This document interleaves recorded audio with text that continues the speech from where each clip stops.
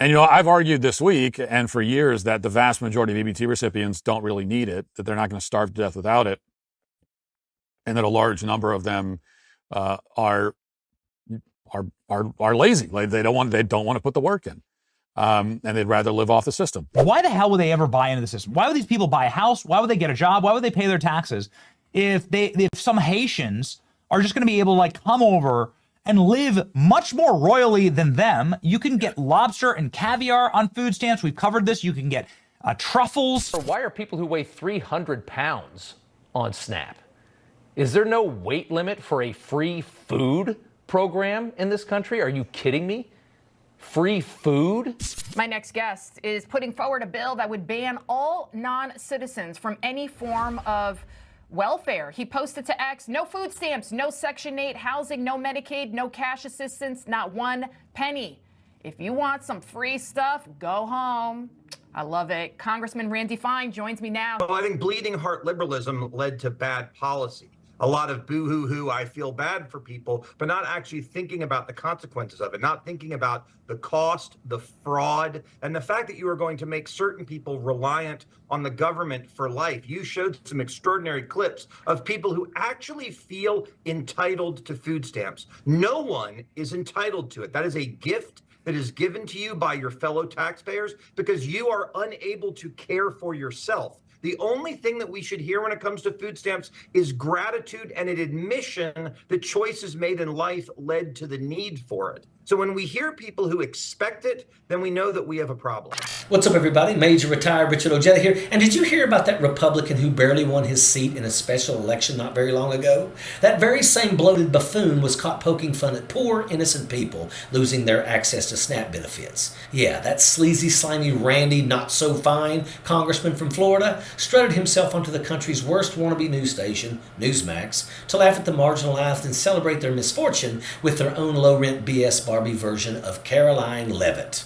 And it's not just illegals getting these benefits, it's also legal immigrants getting these benefits. But if you're coming here, whether it's legally or illegally, to get free stuff, you ought to stay home. Immigrants ought to be self-reliant. If they aren't, we shouldn't be letting them into our country. Fine was as giddy as a crackhead with a benefits calculator, smirking and fidgeting around like he couldn't contain his excitement. And while Randy Fine is out here wetting his pants like an excited little dog, people are losing their SNAP benefits that keep them and their families from literally starving. You shouldn't be allowed to get food stamps if you're dramatically overweight. In what universe do morbidly obese people get to pretend that they need taxpayer-funded meals? It's obvious so many of the people that are complaining right now need to eat dramatically less if they want to live much longer. And while this pathetic loser, this worm of a human being, is out here shaming hungry, hardworking families, kids, the elderly, and the disabled, Saturday Night Live's Michael Che is calling the whole thing what it really is, really effed up. And he's absolutely right. And once again, we hear the same tired racist chorus coming from these MAGA politicians, the ones who mock the poor and worship the rich while calling it patriotism.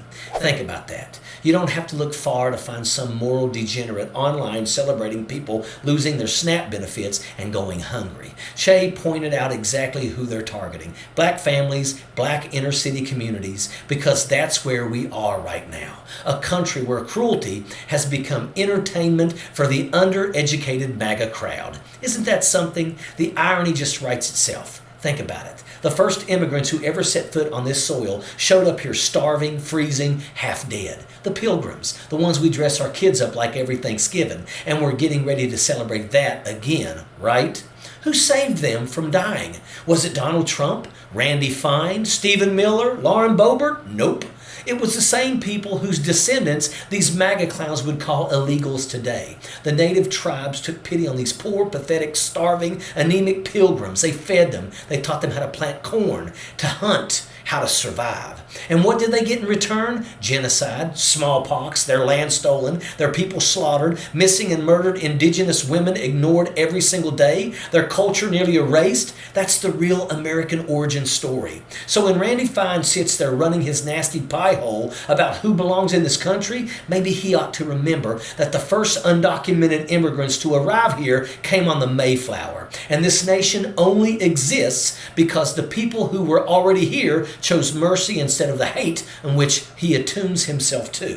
I wonder the extent to which on conservative media that message is being echoed, or how they are justifying, to Basil's point about the fact that this is a lot of Trump's own supporters who are being impacted by this, how they are explaining that away. Yeah, I mean, I think the way they look at it is in a few dimensions. One, they never acknowledge the reality, right, that it's going to be a lot of their own supporters. Even though they all kind of know it, they never actually acknowledge that. So it's basically the notion that it's liberals and black people that are getting this program predominantly. So to some extent, they're happy. There's a lot of schadenfreude, and they're leaning into the cruelty, that there's a whole bunch of people that don't get it, that they don't like, that are going to be punished. And on the flip side, some of this sort of soft undercurrent, and you sort of got to that in your messaging, is that, yeah, there are going to be some of their people that are going to suffer from this. And to an extent, they're perfectly fine with that, as long as they know that and that they can convince their people that it's Democrats at fault. And that tells you everything you need to know about these people and who they are. They mock the hungry. They mock the hungry and pretend cruelty is patriotism. It's part of a system that's been screwing working people over forever. First and foremost, let's talk about the minimum wage. $7.25 an hour. I don't care if you're working 40 hours a week. That is not enough to keep your nose above the waterline. You can't raise a family on that. You can't pay rent, buy food, or put gas in your car with that. And our government could change it tomorrow. They could raise it to $21 an hour, which is what it should be. That's not radical, that's reality. Because if wages had gone up with the cost of living like they were supposed to, we'd be sitting at $26 an hour right now. But the Republican Party refuses to do that. The only reason anyone's making more than $7.25 is because individual states stepped up and raised their minimum wage. The federal government hasn't done a damn thing for working class people. And you want to know why SNAP exists? Because people can't survive on starvation wages. SNAP isn't a luxury. It's a difference between your kids going to bed hungry and your kids having food inside their stomachs. And you've got rich white politicians like Randy Fine mocking people who rely on that help.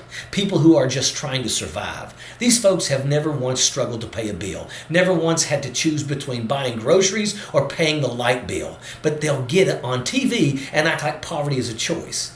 No, poverty is the result of policy. It's a system designed to keep the rich comfortable while the poor fight for scraps. You ever really struggle? I mean, really struggle? Because if you haven't, you don't get to judge the people who do. And yet these politicians make careers out of it. They tell their base that poor people are lazy and they're leeches, that they just want handouts. But let's get one thing straight. People on SNAP are working. They're working 2, sometimes 3 jobs and still can't make enough to survive.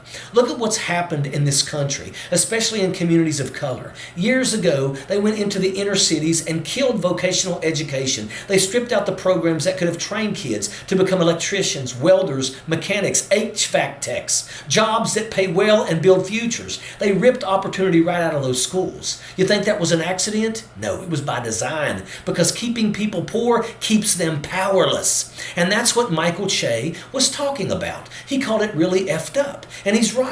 He grew up on food stamps. He knows what it's like to stand in line for powdered milk. He knows what it's like to hear politicians mock people who don't have enough. It's not funny, it's cruel. But cruelty is the point for these people. They want you angry at the wrong people, angry at the poor, the immigrant, the single mom, instead of billionaires who's robbing you blind. Why shouldn't inner city kids want to be mechanics, welders, or plumbers? There's pride in that work, but those opportunities got gutted, just like they did in poor white communities across Appalachia. The deck's been stacked against working class people for decades. When I graduated high school, I had 3 options: sell dope, dig coal, or join the military.